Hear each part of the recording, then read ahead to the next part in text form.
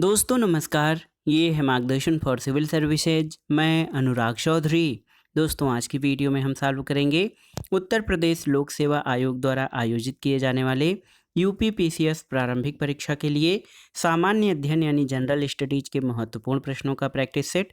दोस्तों ये प्रश्न लोक सेवा आयोग द्वारा आयोजित किए जाने वाले अन्य परीक्षाओं जैसे आरओ यानी समीक्षा अधिकारी, सहायक समीक्षा अधिकारी, lower PCS, government inter college प्रवक्ता, government degree college assistant professor और एलटी ग्रेड आदि परीक्षाओं के सामान्य अध्ययन खंड के लिए बहुत ही उपयोगी है। इस प्रैक्टिस सेट में हम कुल 30 प्रश्नों को सॉल्व करेंगे और प्रश्नों को सॉल्व करते समय हम उसकी व्याख्या भी करते चलेंगे ताकि आप उसे आसानी से समझ सकें और कुछ अन्य तथ्यों को भी तैयार कर सकें। तो आइए शुरू करते हैं आज का प्रैक्टिस सेट यूपी पीसीएस प्रारंभिक परीक्षा के लिए सामान्य अध्ययन के महत्वपूर्ण प्रश्नों का प्रैक्टिस सेट। पहला प्रश्न है दोस्तों, नेपा नगर का संबंध किस उद्योग से है? खाद, अखबारी कागज, चीनी या फिर ऊनी वस्त्र? तो सही उत्तर है अखबारी कागज। दोस्तों आप जानते हैं कि नेपा नगर अखबारी कागज के लिए प्रसिद्ध है। ये मध्य प्रदेश के बुरहानपुर जिले में स्थित है और नेपा नगर में कागज उद्योग की स्थापना 1948 में की गई थी और नेपा नगर से अखबारी कागज का उत्पादन वर्ष 1950 से शुरू हुआ था। अगला प्रश्न है, भारत का दूसरा बड़ा नदी बेसिन कौन सा है? ऑप्शन देखिए, Mahanadi basin, Narmada basin, Godavari basin या कावेरी बेसिन? तो सही उत्तर ऑप्शन सी, गोदावरी बेसिन। दोस्तों गंगा नदी बेसिन के बाद गोदावरी बेसिन को भारत का दूसरा सबसे बड़ा नदी बेसिन माना जाता है और इसे यानी गोदावरी को दक्षिण की गंगा या वृद्ध गंगा भी कहा जाता है। ये दक्षिण भारत की सबसे बड़ी नदी है और गोदावरी महाराष्ट्र के नासिक नगर से 30 किलोमीटर पश्चिम में ब्रह्मगिरी पर्वत से निकलकर लगभग 1800 किलोमीटर तक प्रवाहित होकर मछलीपट्टनम नरसापुर के उत्तर और राजमहेंद्री से 70 किलोमीटर पूर्व 7 भागों कौशली, वृद्ध गौतमी, गौतमी भारद्वाजी, आत्रेय और तुल्या वशिष्ठा में विभाजित होकर बंग सागर में प्रविष्ट हो जाती है। पैनगंगा और मजार इसकी प्रमुख सहायक नदियां हैं। अगला प्रश्न बहुत ही महत्वपूर्ण है, वह खिलाड़ी कौन है जिसे अर्जुन पुरस्कार, द्रोणाचार्य पुरस्कार और राजीव गांधी खेल रत्न पुरस्कार तथा पद्मश्री सभी प्रदान किए गए हैं? ऑप्शन है अभिनव बिंद्रा, सचिन तेंदुलकर, प्रकाश पादुकोण या पुलेला गोपीचंद? तो सही उत्तर ऑप्शन डी, पुलेला गोपीचंद। दोस्तों भारत के बैडमिंटन खिलाड़ी पी गोपीचंद एकमात्र ऐसे खिलाड़ी हैं जिन्हें अर्जुन पुरस्कार, द्रोणाचार्य पुरस्कार, राजीव गांधी खेल रत्न पुरस्कार और पद्मश्री से सम्मानित किया जा चुका है। 2001 में ऑल इंग्लैंड बैडमिंटन टूर्नामेंट जीतने वाले पी गोपीचंद को 2016 में द्रोणाचार्य पुरस्कार से सम्मानित किया गया और वे उत्कृष्ट बैडमिंटन प्रशिक्षक माने जाते हैं। अगला प्रश्न है दोस्तों, लिब्रो शब्द किस खेल से संबंधित है? कबड्डी, खो खो, बास्केटबॉल या वॉलीबॉल? तो सही उत्तर है वॉलीबॉल। दोस्तों आप जान लीजिए लिब्रो खेल का संबंध वॉलीबॉल से है। इसके मैदान की लंबाई 18 मीटर और चौड़ाई 9 मीटर होती है। प्रत्येक दशा में एक टीम में 6 खिलाड़ी ही खेलते हैं और ये खेल रोटेशन पद्धति के आधार पर खेला जाता है। इस खेल की शुरुआत 1895 में होलियोक अमेरिका में की गई थी। अगला प्रश्न है दोस्तों, गाजी मलिक किस वंश का संस्थापक था? तुगलक, खिलजी, सैयद या लोदी? तो सही उत्तर है तुगलक वंश का। दोस्तों गयासुद्दीन तुगलक, जिसको गाजी मलिक के नाम से जाना जाता है, इसका शासनकाल 1320 से 1325 रहा। ये दीपालपुर का सूबेदार था जिसने 5 सितंबर 1320 को अंतिम खिलजी वंश के शासक खुसराव शाह को पराजित करके तुगलक वंश की नींव डाली थी। तो गाजी मलिक जो है वो तुगलक वंश का संस्थापक था। अगला प्रश्न है दोस्तों, भारतीय पुरातत्व का जनक किसे कहा जाता है? Alexander Cunningham, John Marshall, Mortimer wheeler या जेम्स प्रिंसेप? तो सही उत्तर है अलेक्जेंडर कनिंघम। दोस्तों आप जान लीजिए कि भारत के पुरातत्व अन्वेषण का कार्य 1784 में एशियाटिक सोसाइटी की स्थापना से प्रारंभ हुआ। 1861 में भारतीय पुरातत्व सर्वेक्षण की स्थापना के बाद अनेक खोज और उत्खनन हुए। अलेक्जेंडर कनिंघम के अधीन भारतीय पुरातत्व सर्वेक्षण और तत्कालीन प्रांतीय सरकार दोनों ने गहन सर्वेक्षण किए थे। तो याद रखिएगा भारतीय पुरातत्व का जनक अलेक्जेंडर कनिंघम को कहा जाता है। अगला प्रश्न बहुत ही आसान सा प्रश्न है कि राजा राम मोहन राय को राजा की उपाधि से किसने विभूषित किया था? तो उत्तर है मुगल सम्राट अकबर द्वितीय। दोस्तों, आधुनिक भारतीय समाज के जन्मदाता, पुनर्जागरण के अग्रदूत राजा राम मोहन राय एक विद्वान और स्वतंत्र विचारक थे। राजा राम मोहन राय का जन्म बंगाल में 1722 में एक ब्राह्मण परिवार में हुआ था। वे ब्रह्म समाज के संस्थापक थे और ब्रह्म समाज आंदोलन और सती प्रथा को बंद कराने में इनकी महत्वपूर्ण भूमिका थी। मुगल सम्राट अकबर द्वितीय ने इन्हें राजा तथा ब्रिटिश सरकार ने इन्हें भारतीय नवजागरण के जनक की पदवी दी थी। अगला प्रश्न है दोस्तों, 1909 का अधिनियम किससे संबंधित था? ऑप्शन देखिए, पृथक पृथक मताधिकार क्षेत्र के लागू करने से, विकेंद्रीकरण से, द्वैध शासन से या विधान परिषद से। तो सही उत्तर है पृथक मताधिकार क्षेत्र के लागू करने से। दोस्तों, 1909 के एक्ट को मार्ले मिंटो सुधार के नाम से जाना जाता है क्योंकि इसके पीछे इन्हीं दो अधिकारियों का योगदान था। मिंटो तत्कालीन गवर्नर जनरल थे और जॉन मार्ले इंडिया के सेक्रेटरी ऑफ स्टेट थे। इस एक्ट के तहत कुछ पंजीकृत निकायों और संस्थाओं को अपना सदस्य मनोनीत करने का अधिकार था और इस एक्ट के तहत दिए गए निर्देशों के मुताबिक निर्वाचित कुछ लोगों को प्रतिनिधित्व का अधिकार दिया गया था। इस निर्देश के मुताबिक मुस्लिमों, जमींदारों, चैम्बर ऑफ कॉमर्स और विश्वविद्यालय चुनने का अधिकार दिया गया और इसके पीछे ये तर्क दिया गया कि जहां विभिन्न समुदाय और प्रतिरोधी विचार हों वहां पर उचित प्रतिनिधित्व असंभव है। इन्हीं कारणों से मुस्लिमों के लिए पृथक निर्वाचन क्षेत्र की व्यवस्था 1909 के अधिनियम के द्वारा प्रदान की गई थी। अगला प्रश्न है दोस्तों, भारत में नियमित और वैज्ञानिक ढंग से जनगणना किस वर्ष आरंभ हुई थी? तो उत्तर है 1881 यानी 1881 में। दोस्तों, भारत में जान लीजिए कि पहली जनगणना 1872 में लॉर्ड मेयो के समय में की गई थी, लेकिन नियमित और वैज्ञानिक ढंग से पहली जनगणना लॉर्ड रिपन के काल में 1881 में की गई। और आप जान लीजिए कि 2011 की जनगणना ये भारत की 15वीं जनगणना थी। अगला प्रश्न है दोस्तों, जल प्रदूषण निवारण तथा नियंत्रण अधिनियम किस वर्ष लागू किया गया था? आपको बताना है। 1980, 1974, 1981 या उपर्युक्त में से कोई नहीं। तो सही उत्तर है 1974 में, ऑप्शन बी। दोस्तों, आप जान लीजिए कि भारत में केंद्रीय प्रदूषण नियंत्रण बोर्ड का गठन एक जो है सांविधिक संगठन के रूप में जल प्रदूषण निवारण और नियंत्रण अधिनियम 1974 के अंतर्गत 1974 में किया गया था और ये पर्यावरण सुरक्षा अधिनियम 1986 के प्रावधानों के अंतर्गत पर्यावरण और वन मंत्रालय को तकनीकी सेवाएं भी उपलब्ध कराता है। तो याद रखिएगा, जल प्रदूषण निवारण और नियंत्रण अधिनियम ये 1974 में लागू किया गया था। अगला प्रश्न है दोस्तों, अफीम का वानस्पतिक नाम क्या है? तो एम्बलिका ऑफिसिनेलिसिस, पेपेवर सिम्नोफेरम, रेवाल्फिया सर्पेंटाइना या फिर सिनकोना स्पीसीज। तो सही उत्तर है अफीम का वानस्पतिक नाम पेपेवर सिम्निफेरम है।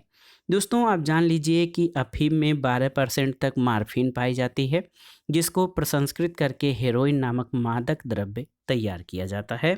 अफीम का वानस्पतिक नाम पेपेवर सोमनीफेरम है। अगला प्रश्न है दोस्तों, मानव में गुर्दे निम्नलिखित में से किस प्रणाली के अंग हैं? न्यूट्रिशन, ट्रांसपोर्टेशन, एक्सक्रीशन या रेस्पिरेशन। तो सही उत्तर है एक्सक्रीशन। मानव में गुर्दे एक्सक्रीशन प्रणाली के अंग हैं। गुर्दे का प्रधान कार्य मूत्र उत्पादन यानी रक्त शोधन करना है। गुर्दा शरीर में खून का शुद्धिकरण, पानी, अम्ल और क्षार का संतुलन, रक्तचाप, रक्त कणों और कैल्शियम पर नियंत्रण का कार्य करता है और ये शरीर में नई लाल रक्त कोशिकाओं को बनाने वाले हार्मोन को भी नियंत्रित करता है। अगला प्रश्न है, हास्य गैस या लाफिंग गैस किसे कहते हैं? तो याद रखिएगा, नाइट्रस ऑक्साइड। दोस्तों, याद रखिएगा, नाइट्रस ऑक्साइड नाइट्रोजन का एक महत्वपूर्ण अवयव है जो हास्य गैस के नाम से जाना जाता है और इस गैस को जो है निश्चेतक के रूप में भी प्रयोग किया जाता है। अगला प्रश्न है दोस्तों, 12वीं पंचवर्षीय योजना की अवधि क्या है?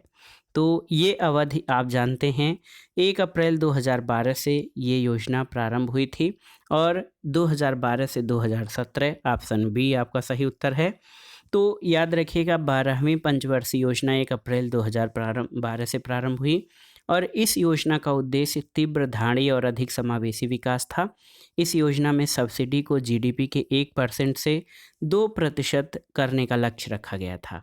लेकिन आप जान लीजिए दोस्तों, 1 जनवरी 2015 से योजना आयोग जो पंचवर्षीय योजनाओं का जो है निर्माण करता है, उसके स्थान पर नीति आयोग की स्थापना कर दी गई और पंचवर्षीय योजनाओं का जो सिस्टम था वो समाप्त हो गया है। अगला प्रश्न है, इंडिया विजन 2020 किसके द्वारा तैयार किया गया है? एसपी गुप्ता समिति, पंत समिति, मल्होत्रा समिति या नरसिम्हा समिति? तो सही उत्तर है इंडिया विजन 2020 योजना आयोग की एक रिपोर्ट है जो पूर्व सदस्य एसपी गुप्ता के नेतृत्व में तैयार की गई थी। ऑप्शन ए आपका सही उत्तर है। दोस्तों, इस रिपोर्ट को तैयार करने में पूर्व राष्ट्रपति स्वर्गीय अब्दुल कलाम के साथ साथ योजना आयोग के विशेषज्ञ समिति और मैकेंजी एंड कंपनी समेत कई अन्य लोग शामिल थे। अगला प्रश्न है दोस्तों, एसबीआई यानी स्टेट बैंक ऑफ इंडिया, भारतीय स्टेट बैंक की स्थापना कब हुई थी? आपको बताना है। तो सही उत्तर है भारतीय स्टेट बैंक की स्थापना दोस्तों 1955 में हुई थी। और आप जान लीजिए, भारतीय स्टेट बैंक की स्थापना की तिथि 1 जुलाई 1955 है। इसका मुख्यालय मुंबई में स्थापित किया गया है और इसमें सरकार की हिस्सेदारी 61.55% है। वर्तमान में इसके जो अध्यक्ष हैं वो आपको बताना है कि वर्तमान में एसबीआई के अध्यक्ष कौन हैं। कमेंट बॉक्स में आपको इसका उत्तर बताना है। अगला प्रश्न है दोस्तों, देखिए महत्वपूर्ण प्रश्न है कि वस्तु और सेवा कर यानी गुड्स एंड सर्विसेज टैक्स, ये एक टास्क फोर्स द्वारा प्रस्तावित किया गया था जिसके अध्यक्ष कौन थे? विजय केलकर, मोंटेक सिंह अहलूवालिया, अरुण जेटली या नरसिम्हा? तो सही उत्तर है विजय केलकर। दोस्तों, सबसे पहले 2003 में प्रत्यक्ष कर पर गठित विजय केलकर समिति ने वैट सिद्धांत पर आधारित एक व्यापक वस्तु और सेवा कर यानी जीएसटी का सुझाव दिया था। इसके बाद सबसे पहले वित्त वर्ष 2006-07 के बजट भाषण में 1 अप्रैल 2010 से राष्ट्रीय स्तर पर वस्तु और सेवा कर लागू करने का प्रस्ताव रखा गया था। अगला प्रश्न है, निम्नलिखित में से कौन सा एक ऊर्जा का नवीकरणीय स्रोत है? कोयला, नाभिकीय ऊर्जा, पेट्रोल या फिर सौर ऊर्जा? तो सही उत्तर है सौर ऊर्जा यानी सोलर एनर्जी। दोस्तों, सौर ऊर्जा नवीकरणीय ऊर्जा है जो सीधे सूर्य से प्राप्त की जाती है। सामान्यतः सूर्य की ऊर्जा को विद्युत ऊर्जा में बदलने को ही सौर ऊर्जा के नाम से जाना जाता है। कोयला, पेट्रोल, प्राकृतिक गैस, नाभिकीय ईंधन ये जीवाश्म ईंधन के उदाहरण हैं। अगला प्रश्न बहुत ही आसान सा है, व्यक्तित्व पर आधारित है। इनमें से किस पर्यावरणविद को जल पुरुष या वाटरमैन ऑफ इंडिया के नाम से जाना जाता है? तो उत्तर है राजेंद्र सिंह को। दोस्तों, राजेंद्र सिंह पर्यावरणविद हैं जिन्हें जल पुरुष या वाटरमैन ऑफ इंडिया के नाम से जाना जाता है। अगला प्रश्न है आपका, स्तनधारियों में श्वसन होता है कैसे? क्लोम के द्वारा, श्वास नली द्वारा, त्वचा द्वारा या फुफ्फुस यानी फेफड़ों के द्वारा? तो सही उत्तर है स्तनधारियों में जो श्वसन होता है वो फुफ्फुस यानी फेफड़ों के द्वारा होता है। दोस्तों, स्तनधारी संघ जो है कार्डेटा वर्ग का है और इसी संघ कार्डेटा वर्ग के अन्य जीवों में श्वसन प्रक्रिया जो है अन्य तरह से होती है। मत्स्य यानी मत्स्य वर्ग में गिल्स के द्वारा, इम्बीफिया में क्लोम त्वचा फेफड़ों के द्वारा, सरीसृप में फेफड़ों के द्वारा और पक्षी में फेफड़ों के द्वारा श्वसन क्रिया होती है। तो याद रखिएगा दोस्तों, स्तनधारियों में जो श्वसन है वो फुफ्फुस या फेफड़ों के द्वारा होता है। अगला प्रश्न है, निम्नलिखित में से किस देश की भारत के साथ सबसे लंबी स्थलीय सीमा है? चीन, नेपाल, पाकिस्तान या बांग्लादेश? तो सही उत्तर है बांग्लादेश। आप जान लीजिए, भारत की स्थलीय सीमा 7 पड़ोसी देशों की सीमा को स्पर्श करती है। देखिए, बांग्लादेश सर्वाधिक जो है अंतर्राष्ट्रीय सीमा बनाता है। भारत से इसकी सीमा 4096 किलोमीटर, चीन से 3917 किलोमीटर, पाकिस्तान से 3310 किलोमीटर, नेपाल से 1752 किलोमीटर, म्यांमार से 1458, भूटान से 587 और अफगानिस्तान से मात्र 80 किलोमीटर सीमा लगती है। तो बांग्लादेश के साथ भारत की सबसे लंबी स्थलीय सीमा है। अगला प्रश्न है दोस्तों, शेरशाह का मकबरा कहाँ पर स्थित है? सासाराम, दिल्ली, कालिंजर या सोनारगांव? तो सही उत्तर है सासाराम में।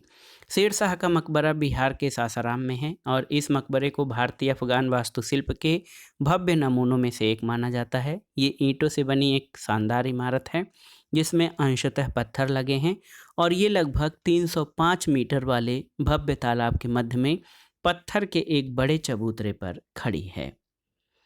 अगला प्रश्न है दोस्तों, भारत का सबसे बड़ा व्यापारिक बैंक कौन सा है? NABARD, state bank of India, ICICI bank या union bank of India?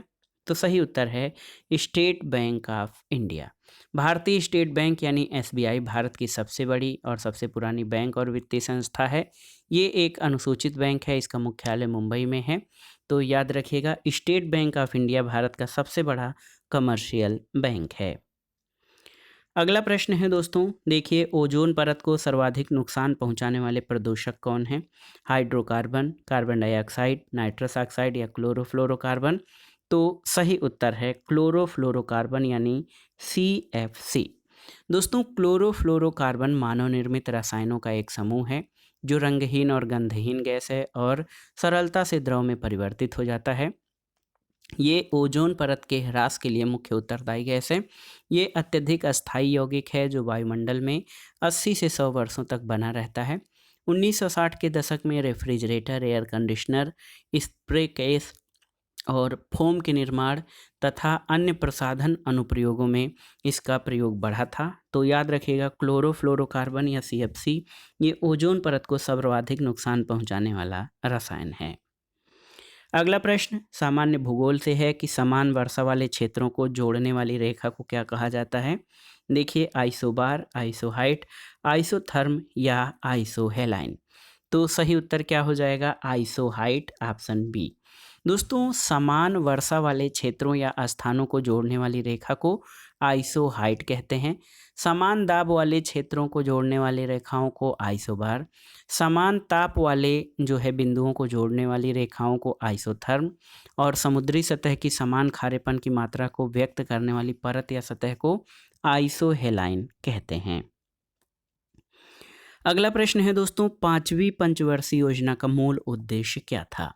Option है गरीबी हटाओ, सार्वजनिक वितरण प्रणाली में सुधार, समावेशी विकास या अपवर्जी विकास? तो सही उत्तर है गरीबी हटाओ।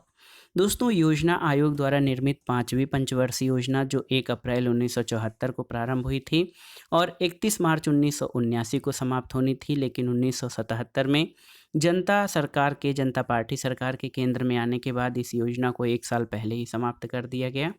और इस योजना का मुख्य उद्देश्य निर्धनता उन्मूलन और आत्मनिर्भरता था और इस योजना में 4.9% विकास दर हासिल की गई थी और इसका लक्षित विकास दर 4.4% था।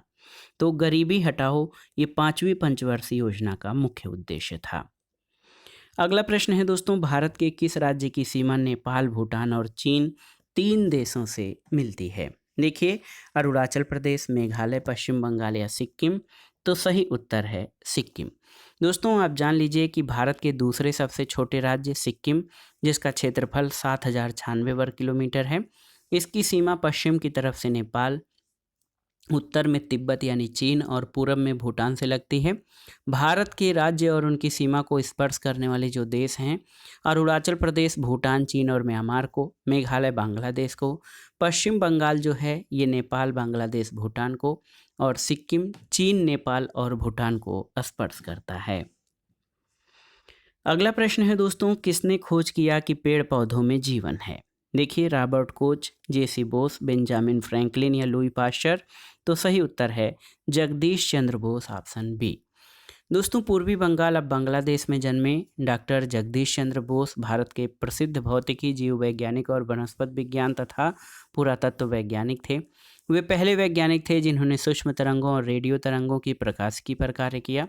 इन्हें रेडियो विज्ञान का पिता और कैस्कोग्राफ का आविष्कारक भी कहा जाता है और गार्ड पार्टिकल या बोसान पार्टिकल की खोज में इनका योगदान है। इन्होंने वनस्पति विज्ञान में कई महत्वपूर्ण खोजें की और अपने अनुसंधान में पाया कि पौधों में उत्तेजना का संचार वैद्युत माध्यम से होता है, न कि केमिकल माध्यम से। उन्होंने अलग अलग परिस्थितियों में सेल मेम्ब्रेन पोटेंशियल के बदलाव का विश्लेषण किया और इस नतीजे पर पहुँचे कि पौधे संवेदनशील होते हैं, वे दर्द महसूस कर सकते हैं, स्नेह अनुभव कर सकते हैं इत्यादि। और इस प्रकार जेसी बोस ने पेड़ पौधों में जीवन होने की खोज की थी। अगला प्रश्न है दोस्तों, राष्ट्रीय खेल दिवस किस तिथि को मनाया जाता है? तो ये प्रतिवर्ष 29 अगस्त को मनाया जाता है राष्ट्रीय खेल दिवस। और भारत को 3 ओलंपिक 1928, 1932 और 1936 के खेलों में हॉकी टीम को स्वर्ण पदक दिलाने वाले विश्व पटल पर हॉकी के जादूगर के नाम से प्रसिद्ध है। भारत के महान खिलाड़ी मेजर ध्यानचंद के सम्मान में प्रतिवर्ष उनके जन्मदिन 29 अगस्त को जो है भारत में राष्ट्रीय खेल दिवस मनाया जाता है। और भारत ने ओलंपिक्स में हॉकी खेलों में कुल 8 स्वर्ण पदक जीते हैं। अगला प्रश्न और आज की वीडियो का आखिरी प्रश्न है कि भूकंप की तीव्रता किससे मापी जाती है? बैरोमीटर, हाइड्रोमीटर, पॉलीग्राफ या सिस्मोग्राफ? तो सही उत्तर है सिस्मोग्राफ। दोस्तों, भूकंप की तीव्रता को भूकंप मापी या सिस्मोग्राफ के द्वारा मापा जाता है। इसे ही सिस्मोमीटर भी कहते हैं। वास्तव में इसके द्वारा भूकंपी तरंगों को रिकॉर्ड या पहचाना जाता है। भूकंपी तरंगों द्वारा पृथ्वी की आंतरिक ऊर्जा का बाह्य निरूपण होता है। तो दोस्तों, ये था आज का वीडियो। यूपीपीसीएस प्रारंभिक परीक्षा और आरओएआरओ तथा उत्तर प्रदेश लोक सेवा आयोग, अधीनस्थ सेवा चयन आयोग तथा अन्य राज्य लोक सेवा आयोगों जैसे उत्तराखंड, बिहार, राजस्थान और एमपीपीसीएस द्वारा आयोजित विभिन्न परीक्षाओं के सामान्य अध्ययन खंड के लिए ये प्रैक्टिस सेट बहुत ही उपयोगी है। आप इन प्रश्नों को तैयार कर लीजिएगा। वीडियो आपको कैसा लगा हमें कमेंट बॉक्स में ज़रूर बताइएगा। वीडियो को लाइक करें, शेयर करें और इस चैनल मार्गदर्शन फॉर सिविल सर्विसेज को सब्सक्राइब करें। वीडियो देखने के लिए धन्यवाद दोस्तों। नमस्कार।